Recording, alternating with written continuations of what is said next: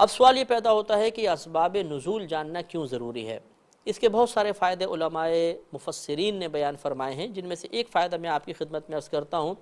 مسئلہ یہ ہوتا ہے کہ اس شان نزول کو جاننے کی بنا پر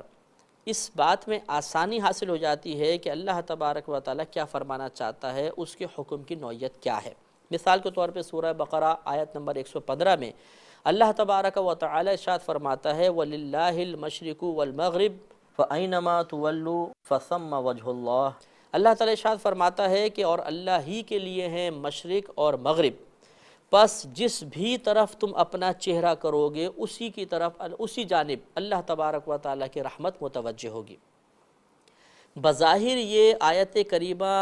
یہ ظاہر کر رہی ہے، یہ ثابت کر رہی ہے کہ آپ سفر میں ہوں چاہے گھر پر ہوں، جس طرف چاہے نماز پڑھنے کے لیے اپنا رخ کر سکتے ہیں۔ دیکھیں اللہ نے فرمایا نا کہ اللہ ہی کے لیے ہے مشرق اور مغرب، تم جس طرف چاہو اپنا منہ کرو اسی طرف اللہ کی رحمت متوجہ ہے۔ تو بظاہر تو ایسا لگتا ہے کہ حکم عام ہے، اللہ تعالیٰ نے اجازت دے دی ہے کہ چاہے کسی طرف بھی اپنا رخ کر کے نماز تم پڑھ سکتے ہو، لیکن جب ہم شان نزول دیکھتے ہیں تو ہمیں پتہ چلتا ہے کہ اصل میں مقصود یہ نہیں ہے۔ چنانچہ روح المعانی جلد نمبر 2 صفحہ نمبر 365 پر علامہ آلوسی رحمۃ اللہ علیہ بیان فرماتے ہیں کہ حضرت ابن عمر رضی اللہ تعالی عنہما نے اس آیت کی تفسیر کرتے ہوئے بیان فرمایا کہ یہ آیت دراصل مسافر کے بارے میں نازل ہوئی، اور اس مسافر کے بارے میں جو سواری پر سوار ہو اور نفل نماز ادا کرنا چاہتا ہو، اس کے لیے یہ اللہ کا کلام ہے کہ اللہ ہی کے لیے ہیں مشرق و مغرب، تم جس طرف چاہو اپنا رخ کر کے نماز پڑھ لو، اسی طرف اللہ کی رحمت تمہاری جانب متوجہ ہوگی۔